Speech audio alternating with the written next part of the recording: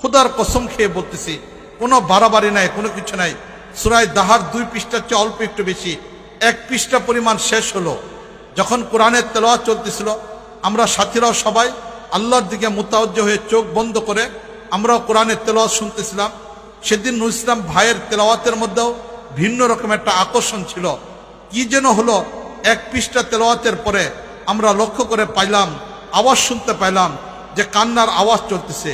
চোখ খোলার পরে দেখলাম 30 থেকে 35 জন পাদ্রী, প্রত্যেকেই শিশু বাচ্চা, তার হাত থেকে খেলনা নিয়ে গেলে যেমন হাওমাও করে কাঁদতে থাকে, এইভাবে তারা কান্না করা আরম্ভ করছে।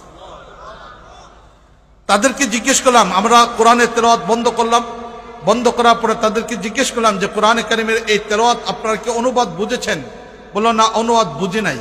তখন বললাম যে তাহলে কেন কাঁদতেছেন?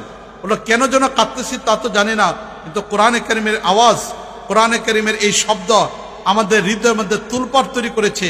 কেন যেন আমাদের হৃদয়টাকে ভেঙে চুরে চুরমার করে দিয়েছে। মনে হচ্ছে এটাই সত্যিকার মালিকের কালাম। এই জন্য এর আবেগের উপরে চলে আসার কারণে চোখ দেওয়া পানি পড়া শুরু হয়ে গেছে।